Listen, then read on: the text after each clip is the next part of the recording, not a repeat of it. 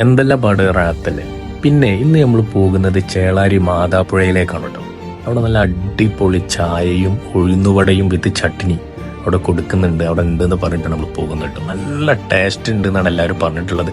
അപ്പോൾ ആ ഒരു എക്സൈറ്റ്മെന്റിലാണ് നമ്മൾ ഈ ഉഴുന്നുവട വാങ്ങിയിട്ടുള്ളത്. അപ്പോൾ നമ്മൾ നെക്സ്റ്റ് പരിപാടി ആ ഉഴുന്നുവട കഴിക്കുക എന്നുള്ളതാണ്. നമ്മളൊന്നും നോക്കില്ല, ആ പാലത്തിന്റെ മുകളിൽ പോയി. കാരണം അതിന്റെ അവിടുത്തെ ഒരു കാറ്റും ആ ഒരു റിവർ വ്യൂ ഒക്കെ കണ്ടിട്ട് ഇങ്ങനെ ചായ കുടിക്കുമ്പോൾ കിട്ടുന്ന ഒരു ഫീൽ അത് വേറെ തന്നെയാണ് കേട്ടോ.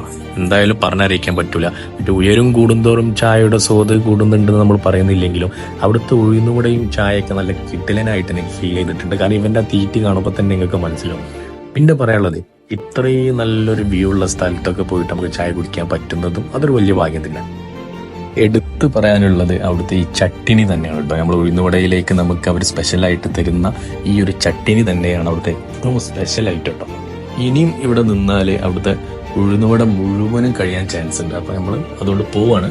അപ്പോൾ ഒന്നുമില്ല, ഞാൻ പറഞ്ഞു വന്നത് നിങ്ങൾ അവിടെ പോയി ചായ കുടിക്കണം, അവിടുത്തെ ഉഴുന്നുവട കഴിക്കണം വിത്ത് ചട്ടിനി തന്നെ കേട്ടോ അവിടുത്തെ സ്പെഷ്യൽ. അപ്പോൾ അതിൻ്റെ കൂടെ തന്നെ നിങ്ങൾ ഉഴുന്നുവട കഴിക്കാം. അപ്പോൾ ശരി, നമുക്ക് വീണ്ടും അടുത്ത വീഡിയോയിൽ കാണാം.